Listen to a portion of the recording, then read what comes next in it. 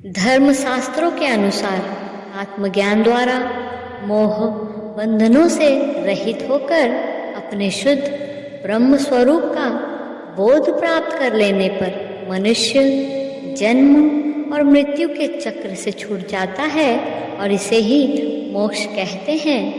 फिर उसे इस संसार में आकर जन्म लेने की आवश्यकता नहीं होती। आइए विस्तार से जानते हैं कैसे ओम शब्द के उच्चारण से मनुष्य मोक्ष की प्राप्ति कर पाता है। अगर आप हमारे चैनल पर नए हैं तो प्लीज़ चैनल को लाइक एंड सब्सक्राइब ज़रूर कर दीजिएगा। अर्जुन श्री कृष्ण से पूछते हैं, हे माधव, सुना है मृत्यु के समय बहुत कष्ट होता है, चाहे वो मृत्यु किसी शस्त्र के घातक घाव से आए या अपने आप आए। क्या मृत्यु को आसान बनाने का कोई तरीका नहीं है? इस पर श्री कृष्ण कहते हैं, हे अर्जुन, प्रश्न मृत्यु को आसान बनाने का नहीं है, बल्कि जीवन मृत्यु के चक्र से निकलकर मोक्ष पाने का होता है। यदि मनुष्य मृत्यु के समय यह विधि अपनाए जो मैं तुम्हें बता रहा हूँ, मनुष्य को तुरंत मोक्ष प्राप्त होगा और वो सीधे मेरे धाम को पहुँचेगा। इस पर अर्जुन ने श्री कृष्ण से पूछा, हे माधव, वो गुप्तनीय विधि क्या है?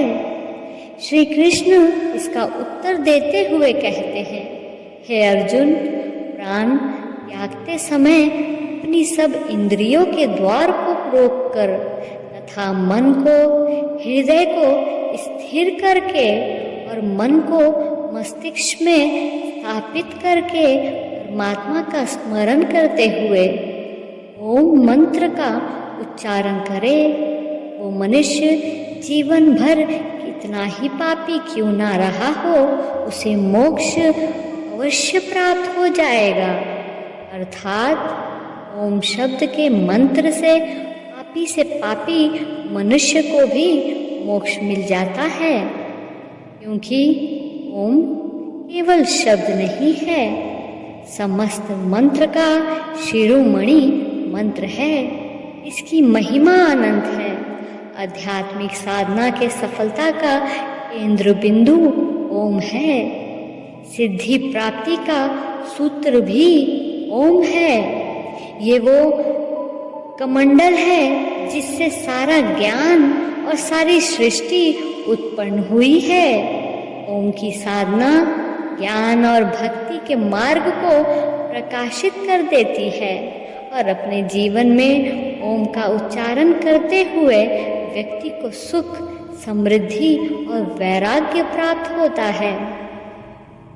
आगे समझाते हुए श्री कृष्ण कहते हैं, ओम शब्द न केवल मनुष्य के जीवन के संबंध में है, बल्कि उसके मृत्यु के समय भी ओम शब्द का उच्चारण इतना महत्वपूर्ण रखता है कि पापी मनुष्य का शुद्धि और आत्मा को मोक्ष प्राप्त हो जाता है।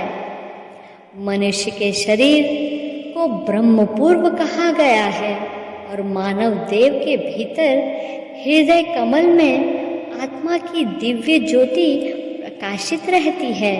इसलिए मृत्यु के समय जब मनुष्य ओम का मंद मंद उच्चारण एक लय में करता है, आत्मा और परमात्मा दोनों ही महासुख और महा आनंद के साथ नाच उठते हैं और दोनों एक दूसरे से मिलन के लिए ऐसे व्याकुल हो जाते हैं जैसे युगों युगों से बिछड़े दो प्रेमी सारी सीमाएं तोड़कर एक दूसरे में समा जाने को एक दूसरे की ओर बढ़ते हैं। मानव शरीर को मुक्ति का द्वार कहा गया है, परंतु मनुष्य इसके महत्व को समझ नहीं पाता।